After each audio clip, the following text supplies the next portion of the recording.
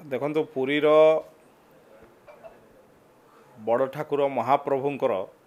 रथयात्रा समय जो दुर्घटना घटिला एथिपाई समस्ते दुखित मर्माहत एवं सरकार मध्य सेथिरे तत्परता प्रकाश करिसंती एवं तुरंत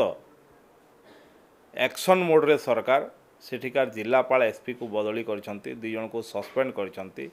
एवं उच्च स्तरीय तदंत पई निर्देश मध्य देई सारिसंती। एथिरे टिके भी अवहेला किंबा डेरी है नहीं किंतु जो भली भावरे ओडिशा को जगन्नाथ संस्कृति को बदनाम करने पई किछि लोक चेष्टा करुछंती विशेष करी बिजु जनता दल पक्षर जो चेष्टा होछि ये अत्यंत निंदनीय। विगत दिन रे तांकर सरकार समय एभली अनेक दुर्घटना घटी जो थिरे तदंतर निर्देश देले कि नहीं तार कौन रिपोर्ट आसला ना कौन एक्शन नाला कहीं ओडिशावासी जानी पारले नहीं। आ जो अरुण बाबू अनेक समय कथा कहउचंती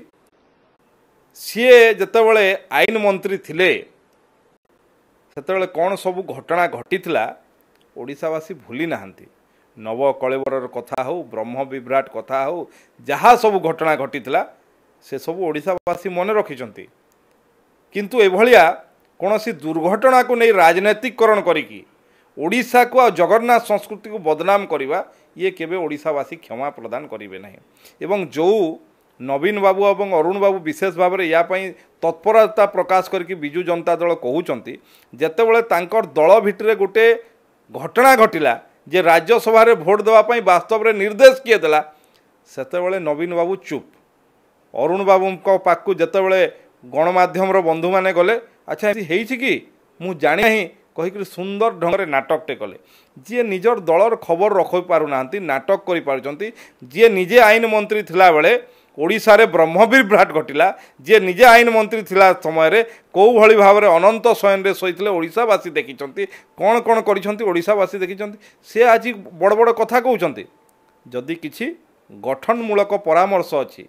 जहाँ को लेकिन आहरी भल भाव में रथ यात्रा करहब से निश्चित भाव में दिंतु ताकू सरकार स्वीकार करेंगे समस्ते स्वीकार करेंगे।